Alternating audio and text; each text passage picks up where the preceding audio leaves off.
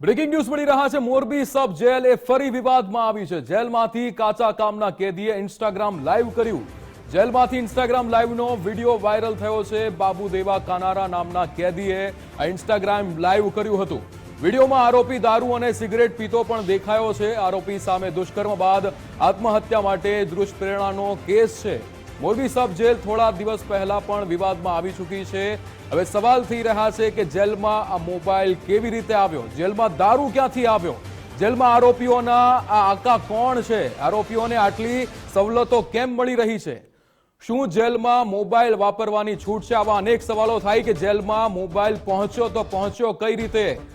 જે રીતે આ સવાલો થઈ રહ્યા છે કે જેલમાં દારૂ ક્યાંથી આવ્યો, જે રીતે આ મોરબી સબ જેલમાં ફરીવાર વિવાદમાં આવ્યું છે, ત્યારે વિકાસ વધુ વિગતો સાથે આપણી સાથે જોડાયા છે। વિકાસ, જે રીતે મોરબી સબ જેલના આ ઇન્સ્ટાગ્રામ વિડીયો જે અત્યારે વાયરલ થયો છે, આ જેલ ફરીવાર વિવાદમાં આવી છે।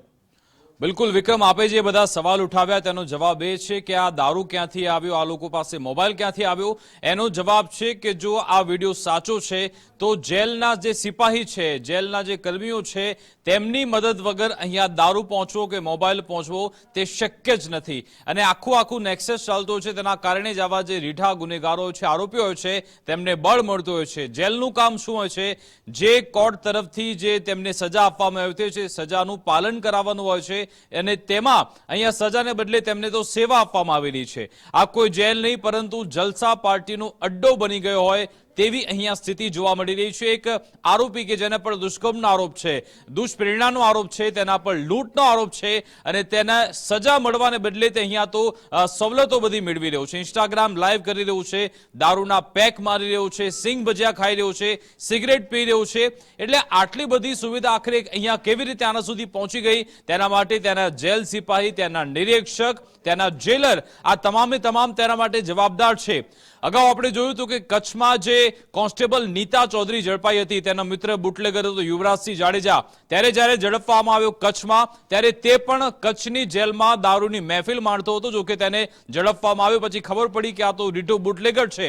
એટલે કે ન માત્ર કચ્છ પરંતુ ગુજરાતની ઘણી બધી એવી જેલ છે જ્યાં આ પ્રમાણે જલસા પાર્ટી ચાલે છે। લગભગ 2 વર્ષ પહેલા ગુજરાત પોલીસે આખા ગુજરાતમાં જેટલી પણ જેલો છે, લગભગ જે જેલના આંકડો છે તે અનુસાર ત્યાં રેડ કરવામાં આવી હતી। મોડી રાત્રે આખા ગુજરાતમાં તમામે તમામ જેલમાં સર્ચ ઓપરેશન કરવામાં આવ્યું હતું, અને પછી દાવો થયો હતો કે હવે આખું નેટવર્ક સાફ થઈ ગયું છે, હવે જેલની સફાઈ થઈ ચૂકી છે, આખું નેટવર્ક તોડી પાડવામાં આવ્યું છે। પરંતુ એક બાદ એક જે આવા વિડીયો આવે છે, વિવાદ સામે આવ્યો છે, તેનાથી સ્પષ્ટ થાય છે કે ગુનેગારોને અહીંયા સવલતો આપવામાં આવી રહી છે। તેની પાછળનું કારણ છે કે સૌ કોઈને ખબર છે, તમને સાદો ફોન જોઈતો હોય તો 10,000 રૂપિયા ભાવ ચાલે છે, એન્ડ્રોઈડ ફોન જોતો હોય તો 15,000 રૂપિયા ભાવ આપો, સિગરેટ જોઈએ છે તો આટલા પૈસા આપો, આખું લિસ્ટ, જાણે કે તમે કોઈ હોટલમાં મેનુ કેવી રીતે હોય છે એ પ્રમાણેનું આખું મેનુ આમાં સેટ હોય છે। અને આ રીતે આરોપીઓ પૈસા આપીને પછી જેલમાં તમામે તમામ સવલતનો ઉપયોગ કરતા હોય છે, સેવા મેળવતા હોય છે। પરંતુ આ આખી સિસ્ટમ સામે આ લોકો સવાલ ઉભા કરી રહ્યા છે, લપડાક મારી રહ્યા છે,